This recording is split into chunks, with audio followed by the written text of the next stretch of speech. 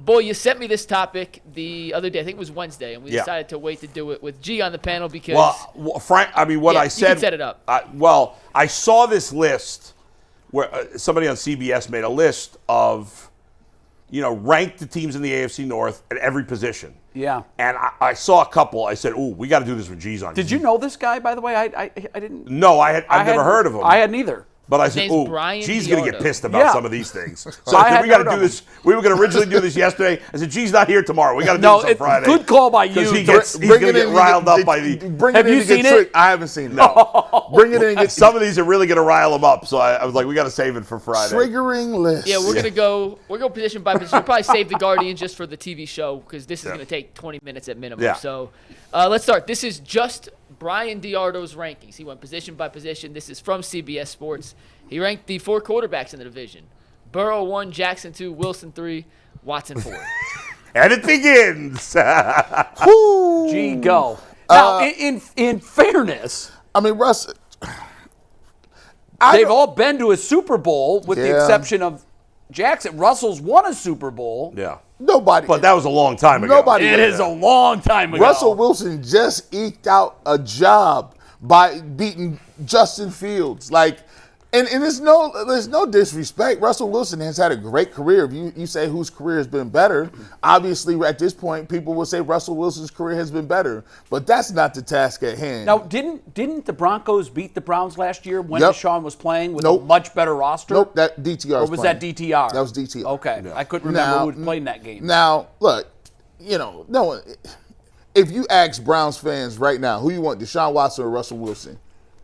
I would take Deshaun Watson. I'm absolutely still taking Deshaun Watson. I think even he's got good football ahead of him. What does Russell have left in the tank? Russell's on the decline, clearly. I don't understand how you could justify that. But listen, this ain't that. It's not that egregious? No, because I already know what the climate is on Deshaun Watson. Yeah, you knew that. Yeah, I mean, he's not going to be on the top of anybody's list. Also, you could make, you could make a good argument. Lamar's coming off an MVP season, and Burrow was hurt last year. Yes. Now, if I'm starting a team, maybe I'm biased. I do really like Lamar Jackson. I would take Burrow over Lamar Jackson. I would not too, by but not by much. But I think coming off last year, it's fair to put Lamar number one. Oh, he can't. He's the MVP. He He can't even be the best quarterback in his own division. That's wild. That's wild work. You can't Yeah. have 2 MVPs and be the second worst. No. And plus, Burrow was hurt all last year. Not saying that, but you are correct. If you ask somebody yo, who do you believe is going to be the best quarterback moving forward for your team? There's a lot of people that would take Joe Burrow, right? I think so, but I think you're splitting hairs. It's close. I think the one big difference for me is that Joe Burrow is Joe Cool in those moments.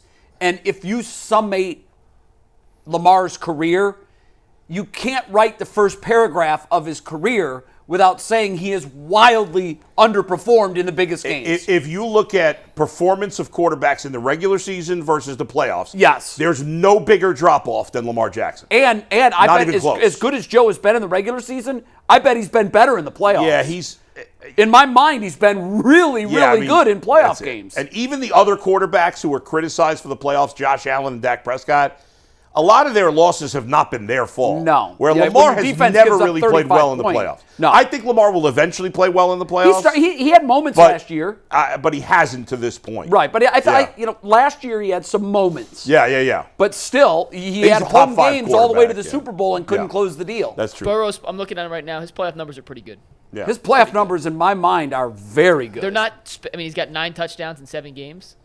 But he only has 4 picks, and he throws for close to 300 yards a game. So he's been good. That's pretty damn good. But for this You're exercise, going to win most playoff games with if you talk about right now, you can't put Burrow ahead of Lamar Jackson at this point. You just can't. It's interesting. If it was one game, for me, it's Lamar. If it's one season, it's also Lamar. But if it's this point in their careers and you're drafting the quarterback, moving forward, I'm going with Joe Burrow. Yeah. I would do that. Now, they both had injury problems. No, they've been prone to injury. Burrow's game, you would think he could perform at that level longer because of his style, but he's had a lot of injuries. Wouldn't you say, though, that his injuries have been fluky? Yeah, they've been very fluky. I mean, where Lamar, when a quarterback runs as much as Lamar runs, that comes with the territory. Especially he's not huge like Josh Allen. He's not. Now, I think he does a relatively good job of not taking the big hits. It's like it's like catching a greased pig. Yeah. Nobody gets a full shot on he's Lamar good at Jackson, that. and it's so frustrating when you're playing him. Right. As a fan watching, it's like nobody.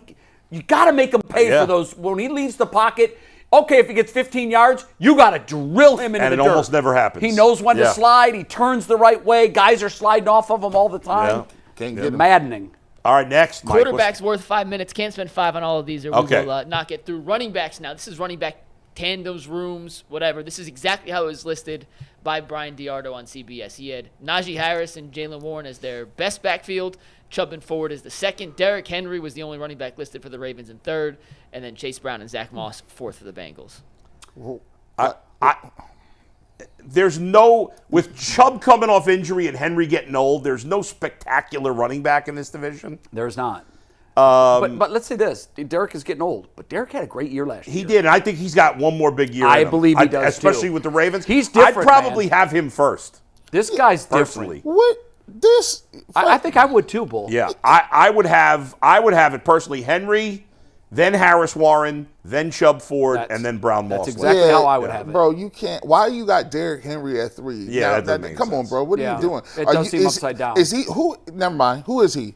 Who is this guy? See, I didn't know him either. Some random dude who writes for CBS Sports. He must be. But you know what? It goes to show you, when you put out a list, people talk about it. Yeah, exactly. And it's a smart thing to do. Yeah. I just didn't know who this guy was. Yeah. Steve Becker texted us and said Brian DiArdo went to Ohio State, is based in Columbus, and used to cover the Steelers for 247. I could see he covered the Steelers for 24/7. It's fishy. I see it. Used to. Let's see if he stays fishy here. Let's go. Let's go to the receiver room rankings. Stays fishy. According to Brian DiArdo, he has the Bengals with Chase and Higgins as the top receiving room. Oh, here he gives Cooper, the Browns Judy some Moore, love.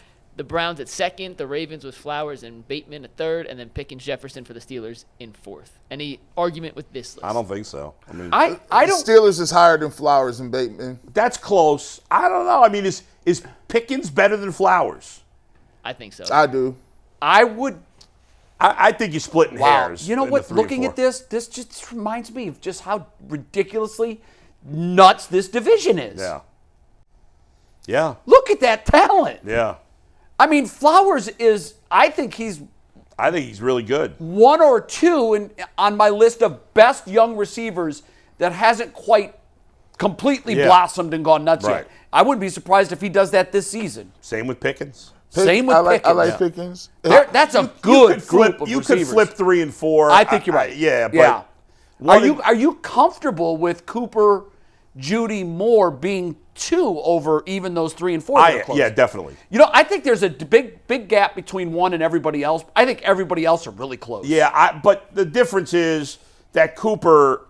Now, you'd rather for the future, you'd rather have Pickens or Flowers than Cooper. Yes. But right now, Cooper is way more accomplished than those two guys. Are you concerned with the Chase drama as a Bengals guy? I'm not. You're I'm not? No. Okay. Because he'll play week 1 and. Shit, I was hoping that you hated that. I was too. I'm cheering it on. Yeah. I love the drama. Sure. I will love the say. poverty. Yeah. The poverty franchise. It that- gives us content. All right, Man, tight I'm not ends. kidding. Tight ends. We have Mark Andrews first, David Njoku second, Pat Fryermuth third, and the Bengals with Mike Gesicki I fourth. see how you make any argument. I'm there. okay with that. Yeah, that's. I think he okay. got that one right. I don't think there's any argument to move any of them. Perfect. We'll skip Yeah. that one. Move to the offensive line where they had the Browns ranked as the top offensive line. Bengals at 2, Steelers 3, and Ravens 4. Here. That's fascinating because obviously the Bengals have had a bad offensive I wouldn't have line. put Yeah, I'm that- surprised the Bengals are 2. Well, I actually. But the Steelers have been bad too. The Steelers have been bad. The Ravens lost 2, I think, know they starters did. on the They offensive did. line. Yeah. That's and, correct. And the Bengals drafted a kid in the first round, and they've been bad at drafting offensive linemen. But this kid, usually you could tell already by training camp that they blew it, but this kid has looked great. Oh, good. And they also signed Trent Brown from the Patriots. They did. So I think it's the best offensive line they've had. I think it's the Browns when they're healthy. Big drop to the Bengals. The other 3 are all, I think they're all 3, like, okay. For our purposes, Yeah. rooting for the Browns, Yeah. this is the graphic that, the quarterback and the wide receiver graphics give me great concern. This graphic gives me great hope. Yeah. Because I still believe in the NFL, you win in the trenches. Offensive line and defensive line. And these 3 teams I think they're all below average. And I think the Browns are above average. I think the Bengals will be average on the line this you? year. I think they'll be average, and I think the Steelers and Ravens are just below average. Okay. But the Browns, when healthy, are top 5. So that's a big difference, yes. I think I mentioned this earlier on a show a couple weeks ago, like the 5 burning questions coming into the season. Among them for me is, what the hell's the offensive line? And not just because of all the whack-a-mole injuries that we've had and the rotating door at this position and that position and the uncertainty. But more than anything, it's the coach is gone. Yeah, the coach is gone. Jack Conklin, I'm guessing at this point he's going to start at left tackle week 1. Well, sure looks so I'm like fascinated to see how he does there. I am concerned because when you're a big dude and you don't practice and you don't play and you get back healthy, man, playing 30, 40 snaps is a lot. Like, these guys are. You talking about Conklin? Or you talking about both of them? Jed? Conklin and these guys ain't in football shape. Yeah. They haven't played in weeks. Like, so then you come out and you got. They haven't played in nearly a year. Conklin hasn't played in a full year. And your first matchup is Micah Parsons? Yeah, good luck with that. Yeah. On the flip side, Myles Garrett's going up against a rookie left tackle. Yes, Dallas. I know That's true. It's They've a got 2 mismatch. rookies starting on their offense. There could be 30 sacks in that game. Yeah. It's going to be a fence rider question. There's something with sacks versus something Oh, I else. think this next one is another one that's going to rile G up, right? We're going to go to the defense after a word from FanDuel. Oh. You've heard us talk a lot about FanDuel before, America's #1 sportsbook. Well, we got something a little different going on for you guys right now. Starting today through September 22nd, all FanDuel customers can bet $5 and get a 3-week free trial of NFL Sunday Ticket from YouTube and YouTube TV. Then with a YouTube TV base plan, you'll be able to watch every regular season Sunday afternoon out-of-market game. All you need is a Google account and a current form of payment, and you can cancel anytime. Just visit FanDuel.com/UCSS to download America's #1 sportsbook. So this CBS ranking separated defensive tackles and defensive ends. So it's 2 separate groups. We're going to start with the defensive tackles. We'll get to defensive ends next. According to Brian DiArdo of CBS Sports, this is how he ranked the defensive tackle units heading into 2024. He had the Ravens first with Madubuike and Michael Pierce, the Steelers second with Cam Hayward and Larry Ogunjobi, the Browns third with Tomlinson and Harris, and the Bengals in last with B.J. Hill and Sheldon Rankins. To be truthful, all 4 of these lines are good. I can't be mad. Madubuike got like 40 sacks or something stupid as a defensive tackle. Yeah. I think Hayward has just been. I think Hayward is a. I think he's a Hall of Famer in my opinion. I don't have any problem with this list. Tomlinson, Harris, and Hill and Rankins ain't bad. Like they're okay, but they're definitely last. I'm definitely putting them. They're not trash or anything. No, they're not trash, but yeah, I'm cool with that. So you were cool with the defensive tackles. Yeah. Let's see if I don't you're think cool there's with any the argument defensive there. ends. No, yeah. According to Brian DiArdo, the this best one. defensive end tandem I knew this would be is controversial. T.J. Watt and Alex Highsmith, followed by Myles Garrett and Zadarius Smith. The Ravens, Owe and Van Noy, and then Hendrickson and Sam Hubbard in last place. How is it? First of all, how's Hendrickson They and should be Hubbard last. That's is ridiculous. last? Yeah, they should be third. Yeah, definitely. They should be at least and third. only because the first 2 are really good. Really good.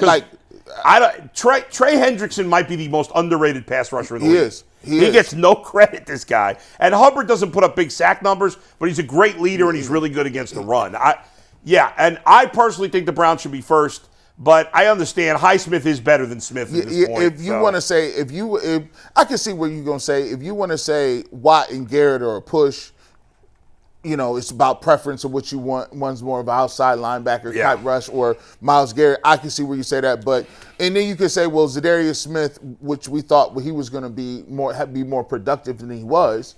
He has good PFF grades, but we thought the sack total would be there. Yeah. Highsmith is a double-digit sack guy, so I can see why that you looked at it from a strategic standpoint of saying, okay, well, the difference between the two is between Smith and Highsmith. I like Highsmith. I'll put them first. Yeah, Damn, I thought G was going to get worked up on this one. I actually think the Browns should be first because I think statistically Watt and Garrett are kind of a wash. But I think if you go and ask offensive linemen around the league, they are more concerned about Myles Garrett than J.J. Watt. Well, I believe that. That's what PFF. Remember when we had PFF on it? We said, "What? I mean, everybody loves Myles Garrett, but you want to marry him." And they said, well, just go talk to people that have to guard him. Right. And I think that's true. I agree with you. And by the way, I think by virtue of him winning NFL Defensive Player of the Year over Watt, I think the edge is very, very slight. Oh, yeah, sure. But there's an edge. And I don't think – and I like Zadarius Smith a lot, but if you tell me right now you can have your pick of these players, I want Highsmith. Agreed. I just think Myles Garrett is the best, and so ultimately I'd go with the best guy. But Okay. I get it; it could go either way. You And know- then I think we agree the Bengals should be third and the Ravens fourth. Yeah. He hasn't watched the Bengals. Yeah, I don't know. Their That was pass weird. rush scares the hell out of me. Yeah. And again, you talk about the quality of the AFC North. When you look at the quarterback still, the wide receiver still, and the D-line. the defensive The pass lineman still rushers. store there. Yeah, This talent is unbelievable. it is. It's unreal. Top We got to a bottom. bunch more to get to. We're gonna save the Quan topic. We'll do that in the TV show. Okay. So we're gonna finish the show with this. We Yeah. still got a bunch left to get to. These are the linebackers. They just did one linebacker unit, not edge rushers versus defensive tackles. He had the Bengals first with Jermaine Pratt, and Logan Wilson. The Steelers second, taking Patrick Queen from the Ravens, pairing him up with Elandon Roberts. The Ravens third with Roquan Smith and Trenton Simpson, and the Browns trio of Bush, JOK, and Hicks in last. I don't agree with this. I have, unfortunately, I have the Browns fourth. Yeah. I I actually don't think there's a huge gap between any of the four. I think it's all pretty close. I like Wilson and Pratt. I'm surprised they're one. Neither one had a great year last year. would you have Queen Roberts over them? The year before, Yeah. I would have put them at right? one. Yes. 2 years Not- ago, they were played at an elite level. The problem with the Browns is, JOK had a great year. We don't know. Like Hicks is getting old, Yeah. so we don't. And Bush, I don't know what he is at this point. I would probably have Queen and Roberts one. Yeah. And then you got now they got Roquan Smith. That's Yeah, Roquan right. Smith, but Simpson, he's not. Unproven. Like, how do you get Being that? nice, but Like, we've got some unproven in there too. Hicks is. I mean, if you don't have the Browns fourth, who are you putting fourth? Well, I mean, that's tough. yeah. I can make an argument that the Bengals should be fourth.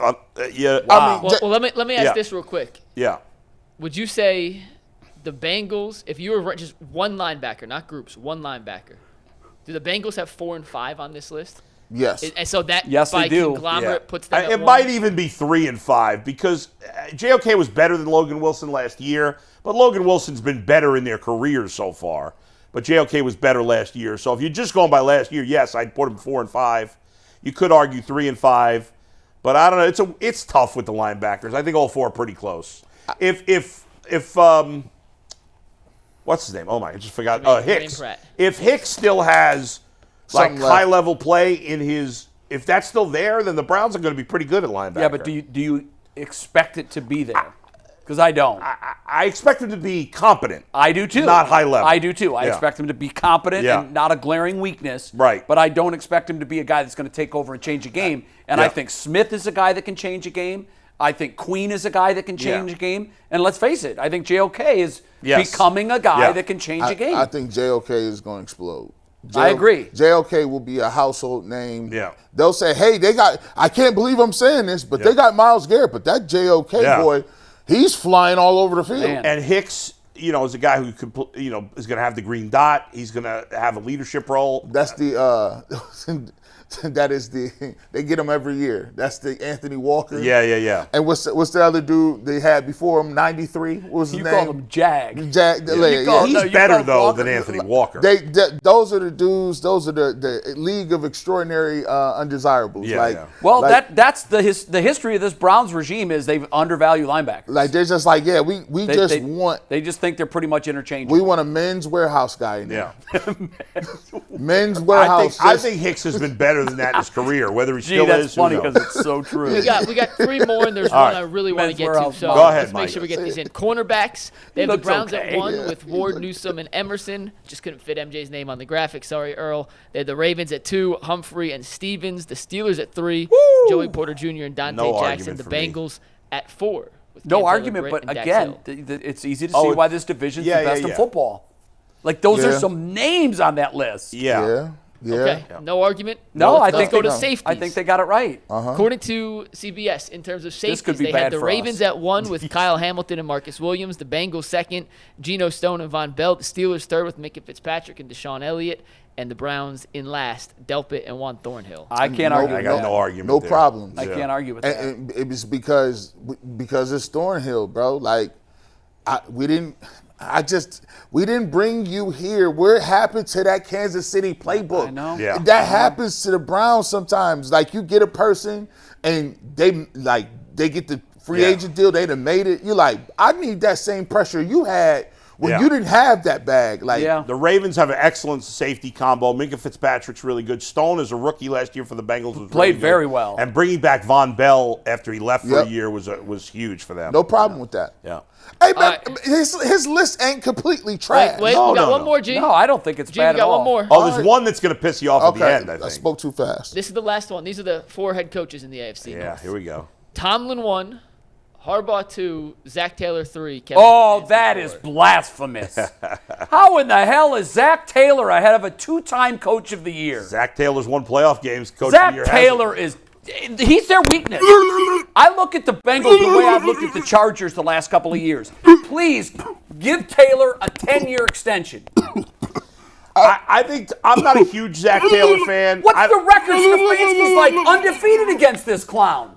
Well, I mean, listen, you can't just judge it based on head-to-head records. It has something to do with it. But one guy You're is matching wits with them. One guy has won playoff games, one guy hasn't. That's Would what you it like is. to- Well, I mean, Stefanski's team won a playoff game. No, he wasn't on the But he has sidelines one for win. it, but he was there. I know that, but Zach, listen, if you're asking me who's the better coach, I would take Kevin Stefanski. However, the argument is that Zach Taylor's won 5 playoff games and Kevin Stefanski's won 1. Okay. Well, the guy is the reigning NFL Coach of the Year, and he's 4th best Do in you our want me to division. read the criteria Okay. he said Go, he used for this? go ahead. This is Clearly, quote, career record. Go ahead. This is word for word from the article on CBS from Brian DiArdo. These are not my words. I'm reading this word for word.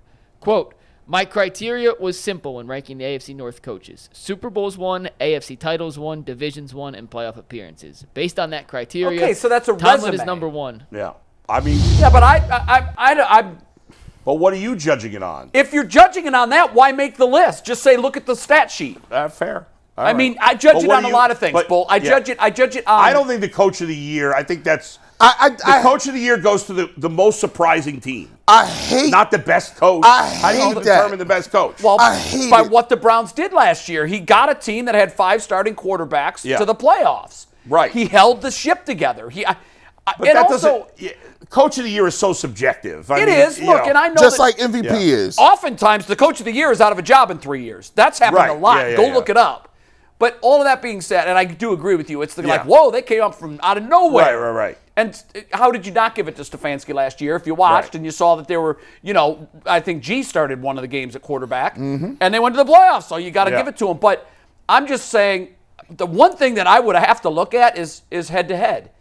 I would just have to. And look, Stefanski has not done well against the Ravens. Yeah. He has owned the Bengals. For whatever reason, has. I think you can't even explain it. There's no The explanation. Bengals have had the better team a number of times. Yeah. And if you go back and look at the scores of those games, they weren't winning by a field goal. They kicked Cincinnati's ass a number of times. I'm did. gonna keep it real, bro. Mike Tomlin, his last how many years since 2018? He is 9-6, 8-8. They in 2020 they was 12-4 and got smoked by the Browns after they started 13-1. Then they were 9-7, 9-8, and 10-7. They ain't had nothing to write home about. Mike Tomlin. And by the way, that's the Kevin Stefanski era. That's during the same era. Like these dudes is living off Super Bowls. Ray Lewis was still playing back in the day. They've when Harbaugh still won more games than the Browns have since Stefanski's been here. If they give out an award, I don't understand this. Like people is telling me, like if I go to an award ceremony at the end of the year, do you say, oh, well they've got merit roll, and I'm gonna say, merit roll, that's subjective. That's subjective. I'd much rather have the attendance award. So where nobody wants the attendance award. Where would you put Stefanski on the list? He has to, listen, I would put him, if we talking about right now, Yeah. he's over Tomlin. What are you talking about? Yeah, you can make a case for that. What are you talking, like? I would personally have him 2 in the division. Yes. So you go Harbaugh. I would go Harbaugh, Stefanski, Tomlin, and Zach Taylor. and I Taylor. disagree Actually, that I Zach wanna- Taylor's I a bad wanna agree coach. with that. I think that's right. By the way, I disagree that Zach Taylor's a bad coach, and I've been very critical of Zach Yes, Taylor. you have. I think he is improved, as a lot of guys do when given an opportunity. Right. I think he is now a mediocre coach. Okay. I think he was bad when and a weakness when he first started. I think he's improved So as you've a got coach. a mediocre coach But over the 2-time coach of the year. Well, I wouldn't, but that's what he has. Yeah. I would have Zach Taylor. And I'm gonna put it to you like this. Yeah. And this is unprecedented. I'm gonna come out and say it. If Kevin Stefanski gets the Cleveland Browns to the AFC Championship or to the Super Bowl, then it changes. And Deshaun Watson is good, he's the coach of the year again. No, he's not going to win Coach of the Year again. But He should. The bottom line is that's the argument Listen, against. if he gets the Browns to the Super Bowl, Yeah. he may be coach of the The year. argument against him is that he hasn't won when it's mattered, and that's a fair that is argument. fair. Yeah. fair. I will say this: there's a lot of stuff that happen. There's a lot of people that get diminished, and it's a shame. Yeah. Because I think there is a cloud over the Cleveland Browns when it comes to Deshaun Watson. I think if there was if they had another quarterback or it wasn't the circumstances, people would be much higher on Stefanski. Some of the other parts of the team. I think people are plenty high on Stefanski. This is just one guy. Like you said, he won Coach of the Year. He's fourth. I know, but that's one guy's list. That's Brian Diardo looking up the career win total. Well, that's what he went by. He probably Yeah. that's probably where they sit in the career wins. But if you're going to make a list, put some personality to it. Don't Yeah. just use Especially career after wins, the and rest there they of the whole are. article where he seemed to use some. he used logic in personal a lot stuff, of these other position groups. But with this, it just seems like he just said he looked up Wikipedia and he looked at the win list. Well, and no, he said he went by championships and. But it probably AFC also title is games. the number of total wins that each coach has. I'm not sure. Yeah. I'll look into that. We got one super chat.